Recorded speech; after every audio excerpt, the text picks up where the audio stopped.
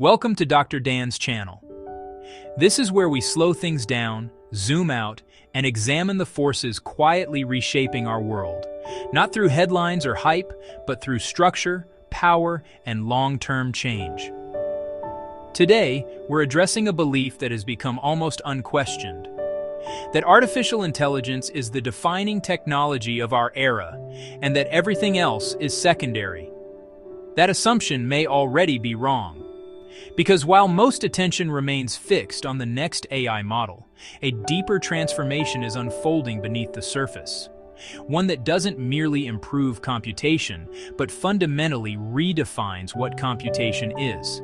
That transformation is quantum computing, and if its trajectory continues, quantum will not just complement AI, it will eclipse it. To understand why, we need to begin with an uncomfortable truth about artificial intelligence, one that even its most enthusiastic advocates increasingly acknowledge. AI is approaching structural limits.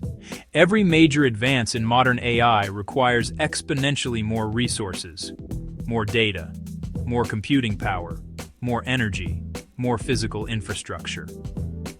Training state-of-the-art models already consumes electricity on the scale of small cities. Entire data centers are now being designed around AI workloads, straining power grids and water systems. In other words, AI's progress is no longer constrained primarily by ideas or algorithms. It is constrained by physics, energy, and infrastructure. This matters because exponential growth cannot be sustained indefinitely when each marginal improvement demands exponentially greater inputs. At some point, returns diminish, bottlenecks emerge, and progress slows. Quantum computing enters the picture precisely at this inflection point. Now, let's define quantum computing clearly. The term quantum computing is often spoken in the same breath as artificial intelligence, presented as the next inevitable step in a relentless march of progress. But this framing, while appealing, is profoundly misleading. To truly understand the revolution that is unfolding, we must begin by setting aside our familiar reference points. Quantum computers do not represent faster versions of classical machines. They are not an incremental upgrade, like moving from a laptop to a supercomputer. They operate on an entirely different physical foundation, a foundation built upon the strange and counterintuitive laws of the quantum realm. To appreciate this difference, let's first consider the world we know. Classical computers, from your smartphone to the most powerful servers powering AI, process information using bits. A bit is a simple, reliable switch, representing either a 0 or a 1. It is a definitive state. All the complexity of our digital world is built upon manipulating these bits sequentially. Even when massively parallelized across thousands of processors, they still evaluate possibilities one after another, step by step, constrained by the unyielding certainty of binary logic. This approach has been phenomenally successful, but for certain classes of problems, it has fundamental, structural limits. Quantum systems do something fundamentally different. Their basic unit of information is not the bit, but the qubit. And a qubit, unlike a bit, is not limited to being just a 0 or a 1. Through a principle called superposition, a qubit can exist in a combination of both states simultaneously. Imagine a spinning coin, not yet landed on heads or tails, but holding the potential for both outcomes at once. A single qubit holds 2 states. 2 qubits can hold 4, 3 qubits can hold 8. The number of possibilities grows exponentially. With just 300 qubits, you could represent more states than there are atoms in the known universe. This alone is powerful, but it is the second quantum phenomenon, entanglement, that unlocks its true potential. When qubits become entangled, their fates are linked in a way that defies classical intuition. Measuring the state of one qubit instantaneously influences the state of the other, no matter how far apart they are. Einstein famously called this spooky action at a distance. This interconnectedness creates a complex, high-dimensional computational space. By exploiting superposition and entanglement, quantum computers can explore this vast solution space simultaneously. They don't check one path and then another. Instead, they create an intricate dance of probabilities. A third principle, interference, is then used to guide this process. Think of it like waves in a pond. The algorithm is designed so that the paths leading to wrong answers cancel each other out. Destructive interference, while the paths leading to the correct answer reinforce each other. Constructive interference. This allows certain classes of problems to collapse rapidly toward a solution. This distinction is not incremental, it is categorical. Recent demonstrations have made this difference tangible. Problems that would take the world's most advanced classical supercomputers longer than the age of the universe to solve have been completed by quantum systems in a matter of minutes. This is not because the quantum machines are faster in a conventional sense. Their clock speeds are actually much slower than a typical laptop. The advantage comes because the problem itself is approached in a fundamentally different way, a way that is native to the complexity of the problem itself. This is particularly true for problems involving simulation of quantum systems, certain types of optimization, and factoring large numbers. This is not an upgrade, it is a change in paradigm. However, harnessing these quantum effects is an immense engineering challenge. At present, quantum computing remains scarce, fragile, and expensive. The qubits themselves are incredibly delicate. Any interaction with the outside world, a stray magnetic field, a tiny vibration, a fluctuation in temperature, can destroy the fragile quantum state in a process called decoherence. This is why only a limited number of functional systems exist worldwide and why many operate under the most extreme conditions imaginable. They are housed in dilution refrigerators, multi-layered cryogenic chambers that cool the quantum processors to temperatures colder than deep space, just fractions of a degree above absolute zero.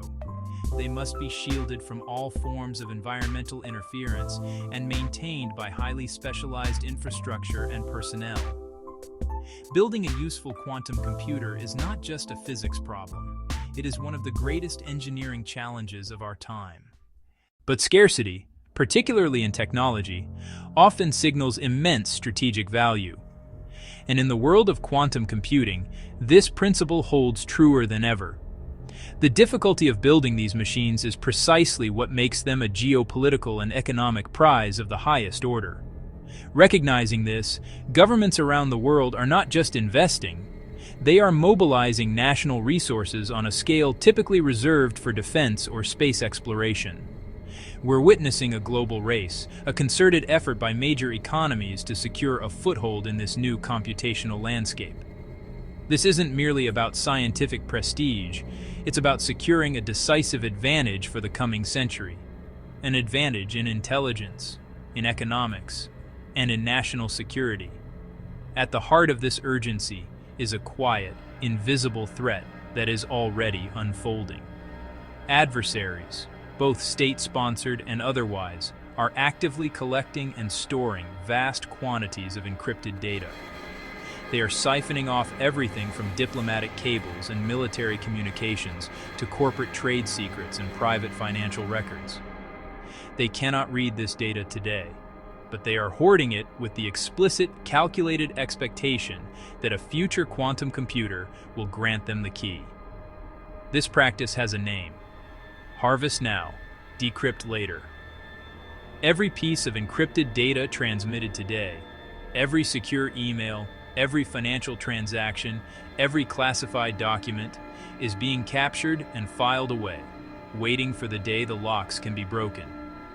This practice of storing encrypted information now for decryption later is not a fringe conspiracy theory.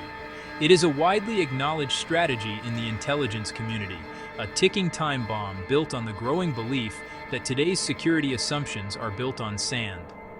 The cryptographic foundations we rely on are robust against classical computers, but they were never designed to withstand a quantum assault. The very mathematics that protects our digital world is vulnerable. This belief is so strong that it is driving a multi-billion-dollar global effort to prepare for a future where our current definition of secure becomes obsolete. The data being harvested is a historical archive in the making, one that could one day be read as easily as an open book. And this brings us to one of the most immediate and consequential implications of quantum computing, the future of encryption. To understand the scale of this challenge, we must appreciate how deeply modern society is built upon cryptographic foundations. It is the invisible architecture of trust in a digital world. Our banking systems, which process trillions of dollars in transactions daily, our government communications, which safeguard state secrets, our personal medical records, which protect our most private health information, the energy grids that power our cities, and the global trade networks that stock our shelves. All of it relies on encryption schemes that are, for all practical purposes, unbreakable by even the most powerful classical supercomputers in existence. These systems, like RSA and elliptic curve cryptography, derive their strength from mathematical problems that are incredibly difficult to solve. For a classical computer, factoring the large prime numbers that underpin these keys would take billions of years. Quantum computers fundamentally change that calculus. An algorithm developed by mathematician Peter Shor in 1994 demonstrated that a sufficiently powerful quantum computer could solve these specific mathematical problems with astonishing speed. Once such systems become operational, many of today's most widely used public key encryption methods could be broken not in billions of years, but in a matter of hours or days. This anticipated moment, the point at which a quantum computer can defeat our current cryptographic standards, is often referred to as Q-Day.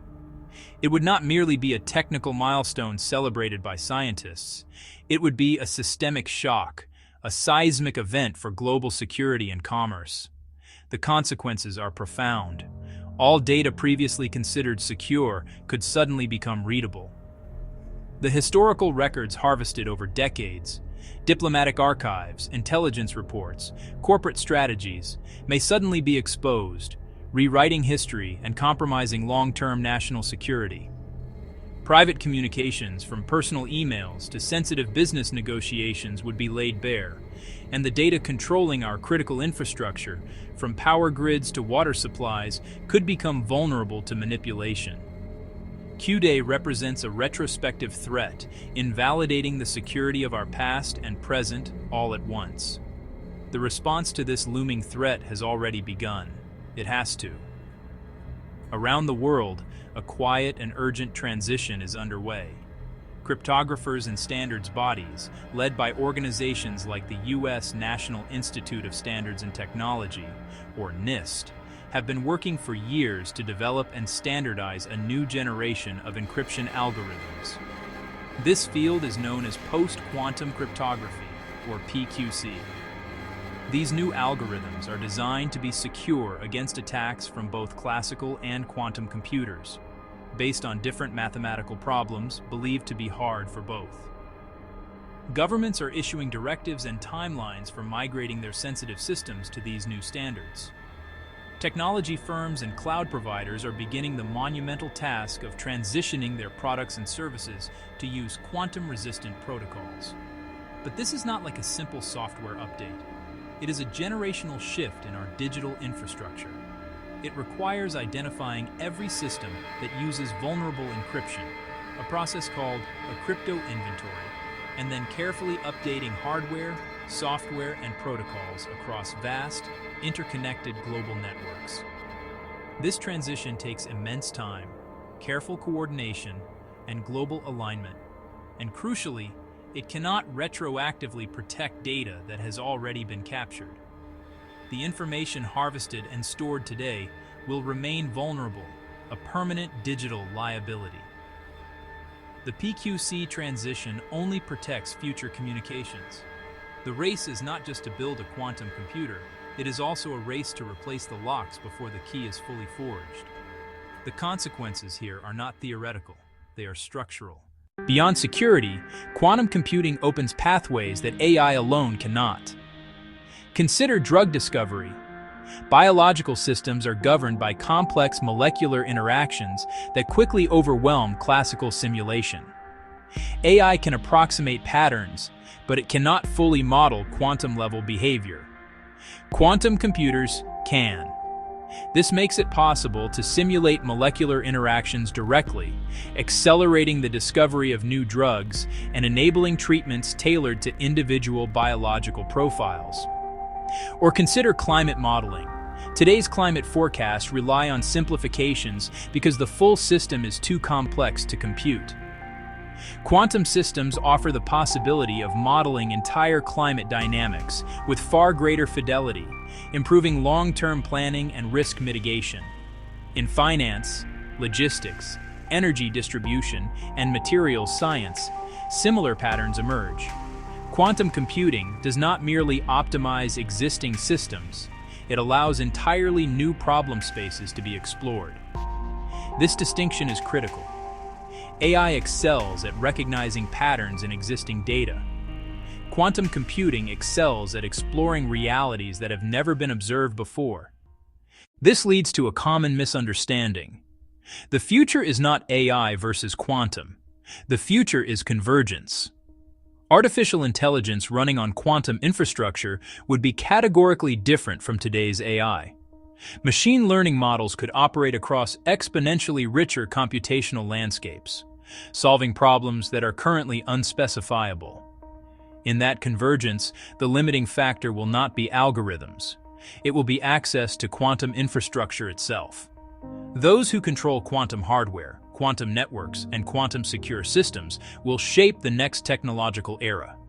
This is why the strategic value of quantum computing may ultimately exceed that of AI. AI will become ubiquitous. Quantum will become foundational.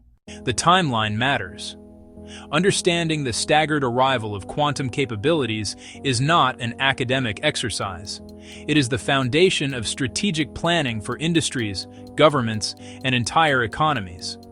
It separates hype from reality and allows us to prepare for a series of distinct but connected technological waves.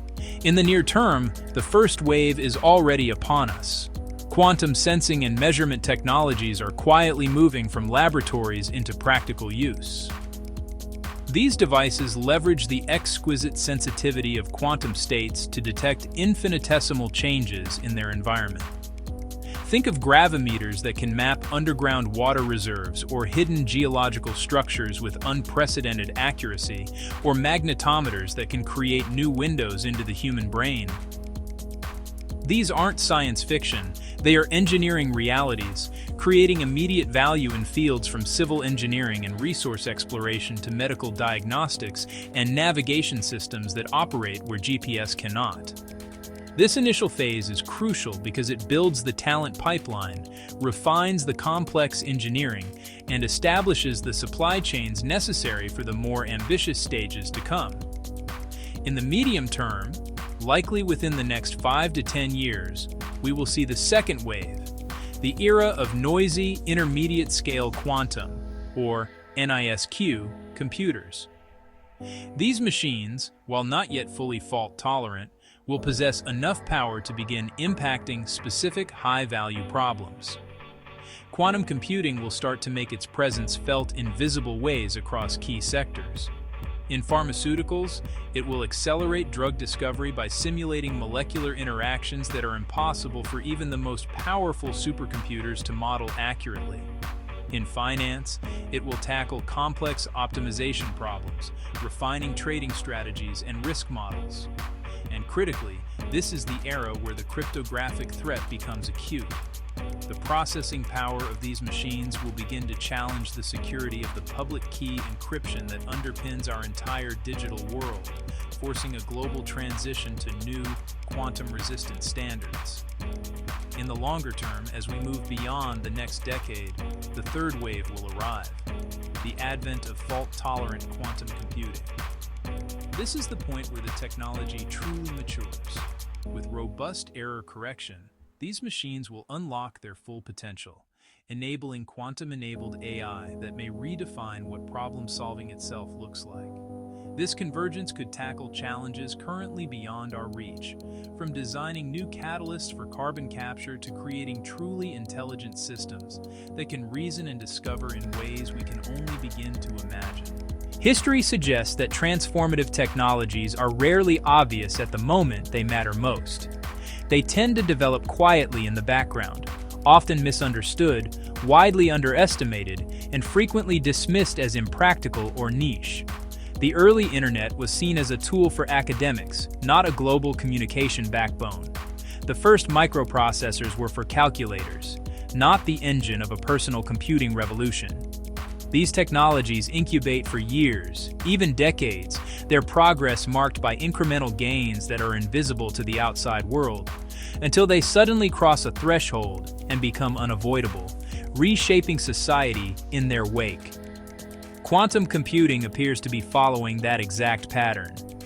For years, it has been the subject of intense research, but has remained largely behind the closed doors of advanced physics labs. The public discourse has been dominated by skepticism and the sheer difficulty of the challenge. But the quiet, steady progress has continued. The engineering is maturing, the error rates are falling, and the scale is increasing. We are now approaching the knee of the curve, the inflection point where the technology's impact will begin to be felt exponentially. So what does this mean at a broader level?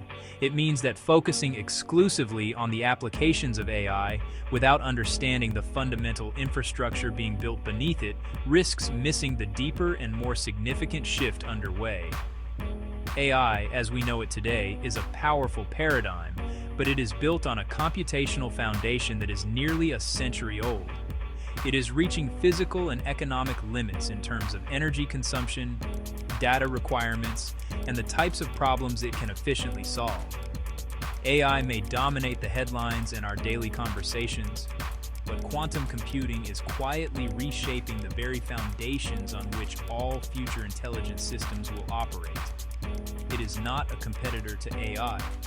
It is the next substrate for it. In the long arc of technological development, AI may be remembered not as the end state, but as the critical bridge. It is the system that is preparing our societies, our institutions, and our economies for something far more fundamental. AI is teaching us how to integrate intelligent systems into our lives, how to grapple with the ethics of algorithmic decision-making, and how to build the economic models for a world augmented by non-human intelligence. It is, in effect, the crucial software update for humanity, preparing us for the new hardware that is to come. It is the bridge that will carry us from the classical age of computation into the quantum era. The quantum age is not a distant possibility. It is already unfolding. The question is not whether quantum computing will eclipse AI. The question is whether we are preparing for that reality, or reacting to it after the fact. If you found this analysis useful, subscribe to Dr. Dan's channel for clear, long-form breakdowns of the forces shaping our world. Like the video if it helped your thinking, and share it with someone who values depth over noise.